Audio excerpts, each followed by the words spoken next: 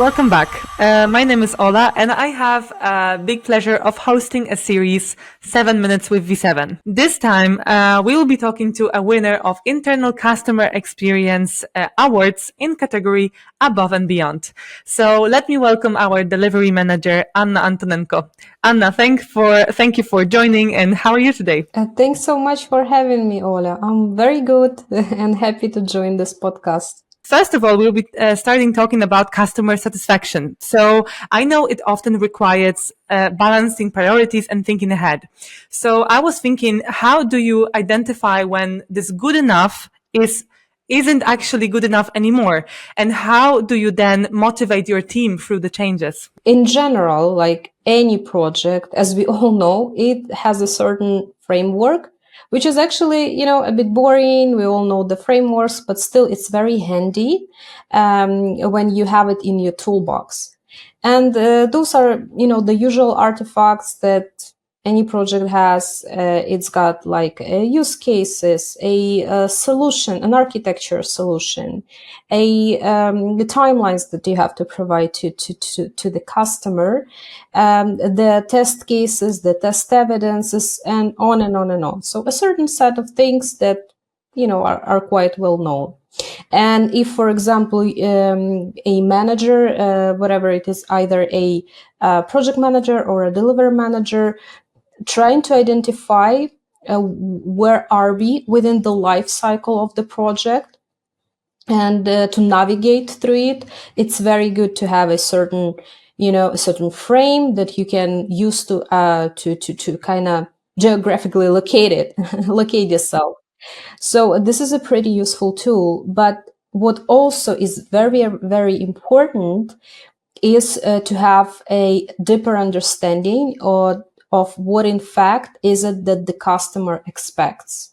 So it might that formally you have laid out all of the BRDs, you have everything, you understand what are the technical paths, to this success, but it's also important to be very attentive to subtle cues within the conversation of the stakeholders, to understand a bigger picture and to catch what it is that they really need and what it is that they expect, and you are to fulfill as a team and as a partner.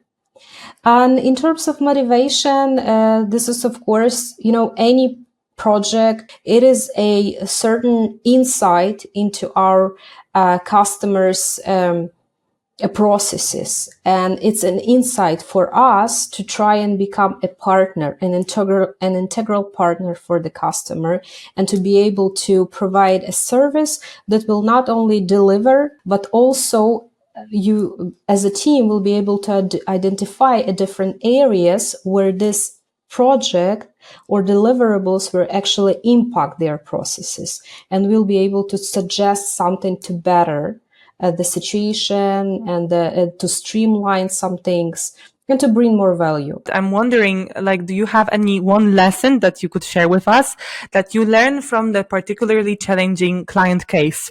So how did it shape your approach and, to this delivery that you are performing today and customer success?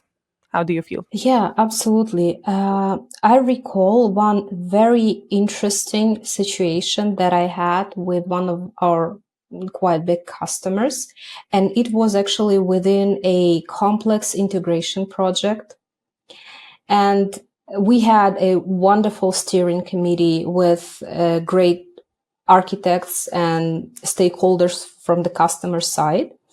And we were able to put together an architecture as a group that would actually kind of satisfy all of the platforms within this integration project. And we as a team having an insight into CRM, and we were able to identify a certain use case that was not covered for sure by this architecture that was already approved actually, and everyone was ready to implement it. So the challenging part about this case was to be able to bring this notion into the group, to discuss it together with all of the big stakeholders, and make sure that we position this use case in a way that all of them understand it, because everyone is looking into it from a different perspective, from their own platforms. And the first attempt was not super successful, but we actually got together as a team, and we tried to think how we should tell the story to explain that we are actually looking into some issues if we don't adjust the architecture, to have this use case within. So the second attempt was much better. We were able to explain it in a certain way that actually was agreed upon by the larger audience, and we adjusted the architecture. So I consider this as a success, and I feel like this communication part, even though on the surface it seems like it's pretty easy, you just have to explain that, hey, you've got this here and we have to adjust this. But in fact, it's not. It's not easy at all. It is very challenging, and it was a very nice and interesting experience. How do you guide clients towards the best solutions while still like making them feel like heard and supported? That's actually a very great question.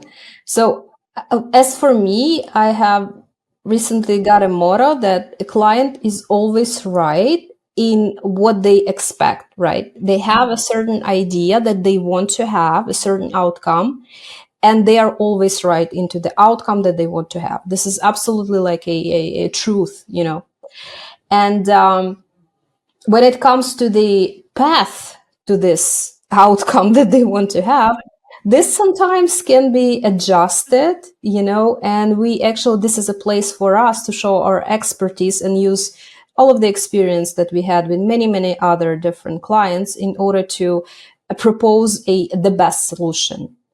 And here, the way how we usually approach it, we have a conversation and we provide options. And it is always about storytelling and about highlighting the main things that the customer is expecting and that they want. And once those outcomes are covered within your solution, the path to this impact, it can vary. And usually the customers are very open, and they just are choosing from the different, few solutions that you suggest. Thank you for our conversation today. These were all of my questions, and I'm very happy that you came by and contributed to our podcast. So yeah, Anya, thank you so much. Thank you. Thank you so much, Ola. Have a great day.